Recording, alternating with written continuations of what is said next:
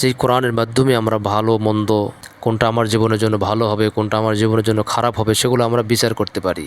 আমরা সেখান থেকে উপলব্ধি করতে পারি এটা আমার নিজের জীবনের জন্য ভালো হবে, এটা আমার জীবনের জন্য খারাপ হবে। এটা কোরআন আমাদেরকে শেখায়। আফসোসের বিষয় যে মুসলমান সেই কোরআনের পথ থেকে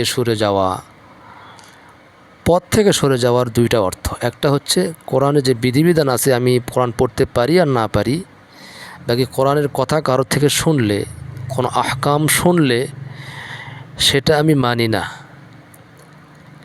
এটা একটা হতে পারে। অথবা কোরআনের বিধান আমি সব মানি কিন্তু কোরআন পড়তে জানি না, এটা আরেক রকম। আমার মাথার উপরে আমি কি বহন করতেছি, কোন বোঝাটা আমি নিছি, এই বোঝার ভিতরে কি ধরনের সম্পদ আছে সেটা যদি আমি না জানি, তাহলে এই সম্পদটা নষ্ট হয়ে যাওয়ার একটা সম্ভাবনা থেকে যায়। যদি আপনার মাথায় কোনো শক্ত জাতীয় জিনিস নিয়ে যান যেটা পড়ে গেলে ভাঙে না, তাহলে একটা বিষয়, সেটা পড়ে গেলে হয়তো ভাঙবে না, কিন্তু আপনার একটা উপস্থিত টাইমে আপনার ভিতরে একটা অস্থিরতা কাজ করবে। আর যদি আপনি ডিম জাতীয় জিনিস মাথায় নিয়ে যান আর সেটা যদি আপনি না জানেন, আপনি যদি দৌড় ঝাঁপ দিয়ে রাস্তা পার হন, যদি দ্রুত যান, ঘটনাচক্রে সেটা মাথা থেকে পড়ে গেল, তাহলে আপনার ডিম তো একটাও থাকবে না। মানে বোঝাতে চাইলাম এটা যে আপনি যেটা বহন করেন সেটা আপনাকে জানতে হবে যে আমি কি মাপের জিনিস আমার মাথায় বা আমি বহন করতেছি। সেটা যদি আপনি না জানেন তাহলে সম্ভাবনা থেকেই যায় সেটা নষ্ট হতে পারে। ঠিক একই রকম যে আমরা যে ইসলাম মানি, সেই ইসলামের ভাবধারা, সেই ইসলামের যে বুঝ, সেই ইসলামকে যে আমরা পেলাম সেটা কোথা থেকে পেলাম? আমরা কোরআনের মাধ্যমে পেলাম। কিন্তু সেই কোরআন আমরা পড়তে জানি না যারা, আমরা খুবই হতভাগ্য, খুবই দুর্ভাগ্য একটা ব্যক্তিত্ব যে আমরা সেই কোরআনটা পড়তে জানি না। হাদিসের ভাষায় আল্লাহর রসুল সাল্লাল্লাহু আলাইহি সাল্লাম বলছেন, আল কোরআন হুজ্জাতুন লাকা আও আলাইকা। কোরআন আপনার বিপক্ষে হাসরের ময়দানে সাক্ষী দিতে পারে, আবার কোরআন আপনার পক্ষেও সাক্ষী দিতে পারে। আসমানি কিতাব যতগুলো আছে সবগুলোর মধ্যে শ্রেষ্ঠ গ্রন্থ আল কিতাব, কিতাবুল্লাহ, কোরআন মাজিদ। সেটা তুমি পড়তে শিখলা না, পড়া শিখলা না, তুমি জানলা না, এই জন্য যদি প্রশ্ন করে এবং সে যদি আমার কাছে জবাব চায়, জবাবদিহিতা করতে হয়, তাহলে আমি কি জবাব দেব? এই জন্য আমার বিপক্ষে তার হতেও পারে, আমার বিপক্ষে সাক্ষী হতেও পারে। সেই জন্য আমাদের কোরআন শিখতে হবে। এখন আসেন, মুসলমানদের মধ্যে থেকে কোরআন যারা আমরা বিশেষ করে পারি, তারাও আমরা কোরআন নিয়মিত ধারাবাহিকভাবে পড়তে পারি না, পড়ার সুযোগ হয় না, হয়তো আমরা কেউ সুযোগই করি না, মনের মধ্যে ওইভাবে আসেই না যে আমাদের কোরআন পড়তে হবে, একবারে ভুলেই গেছি। অনেকের ঘরে যদি তাকানো যায় তাহলে কোরআনটা দেখা যাবে যে ত্বকের মধ্যে কোরআনটা রাখছে। যদি গিলাপ দিয়ে মোড়ানোই রাখেন তাহলে গিলাপের ওপরে বালি পড়ে গিলাপটা ময়লাতে কালো হয়ে গেছে। অনেকে গিলাপ তো ব্যবহার করে না, কোরআনের ওপরের ঢালটাও যেন ময়লাতে একবারে কালো হয়ে গেছে। বহুদিন ধরে কোরআন পড়া হয় না। আপনি বলেন, আপনি কোন শরীয়তকে মানতেছেন? এই শরীয়ত কোথা থেকে পাইলেন? আর শরীয়তের মূল যেটা জিনিস সেটাকে আপনি দূরে রাখলেন, এটাকে আপনি ঠিক করলেন। কোরআনকে আপনার পক্ষে সাক্ষী দেওয়ার জন্য আপনাকে কোরআন দৈনন্দিন জীবনে অবশ্যই পড়তে হবে। আপনি 1 পৃষ্ঠা পড়েন, 2 পৃষ্ঠা পড়েন, প্রত্যেকটা দিন একটা নিয়ম ধারাবাহিকতা ঠিক রেখে আপনি তেলাওয়াত করেন। কোরআনকে দূরে ঠেলে দিলে আপনি দূরে চলে যাবেন, আপনি জান্নাত থেকে দূরে চলে যাবেন। এটা আপনাকে স্মরণ রাখতে হবে। কোরআনকে দূরে নয়, কোরআনকে কাছে বরণ করেন, কোরআনকে কাছে রাখেন, কোরআন তেলাওয়াত করেন, যতটুকু সম্ভব হয় তরজমা সহকারে তেলাওয়াত করার চেষ্টা করেন।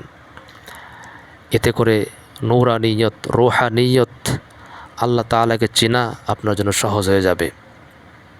আমি কোরআন বিষয়ে একটি কথা আপনাদের কাছে নকল করব। এটা আমার কথা না, এটা আল্লামা রুমি তেনার কথা।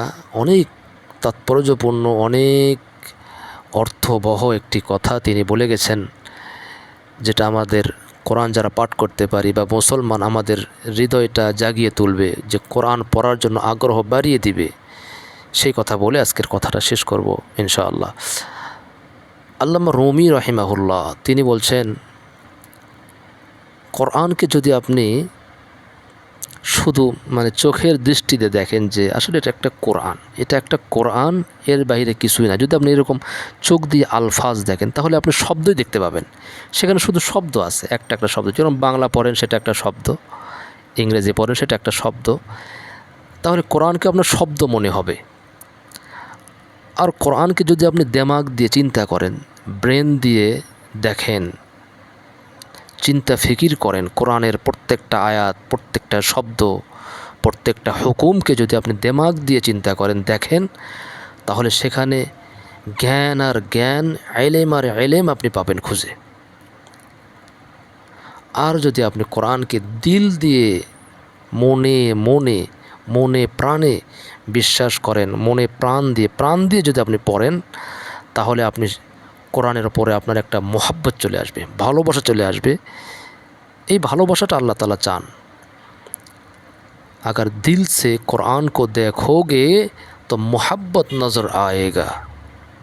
তিনি বলছেন যদি দিল দিয়ে আপনি কোরআন পড়েন তাহলে কোরআনের সাথে আপনার মোহাব্বত হয়ে যাবে। আর যদি আপনি কোরআনকে নিজের রূহ বা আত্মা দিয়ে দেখেন তাহলে আপনি আল্লাহ তাআলাকে দেখতে পাবেন। সুবহানাল্লাহ, তিনি কত মাধুর্যপূর্ণ, কত তাৎপর্যপূর্ণ, কত ওজনওয়ালা কথা বলেছেন কোরআনের ব্যাপারে। এখন আল্লামা মাওলানা রুমি রহিমাহুল্লাহ তার ভাষায় আমি বলছি, अगर तुम कुरान को आँखों से देखोगे तो अल्फाज नज़र आएंगे। अगर तुम कुरान को आँखों से देखोगे तो अल्फाज नज़र आएंगे। दिमाग से देखोगे तो इल्म नज़र आएगा। दिल से देखोगे तो मोहब्बत नज़र आएगा। और अगर अपनी रूह से देखोगे तो तुम्हें खुदा नज़र आएगा। माशाल्लाह, जज़ाकल्लाह। अल्लाह पाक रब्बुल आलमीन আল্লামা রুমিকে আল্লাহ তাআলা জান্নাতুল ফিরদাউস যেন নসিব করেন। অনেক সুন্দর একটি কথা, একটি কোরআনের তাৎপর্য তুলে ধরেছেন সামান্য এই 2 লাইনের একটি কথায়। আল্লাহ তাআলা কোরআনকে আমরা যেন আত্মা দিয়ে দেখতে পারি, পড়তে পারি, যেন আল্লাহ তাআলার সাথে আমাদের পরিচয় হয়ে যায়। আল্লাহ পাক রব্বুল আলামিন যেন আমাদেরকে এই কোরআনের মাধ্যমে, কোরআনের ওসিলায় আমাদেরকে নাজাতের ব্যবস্থা করেন।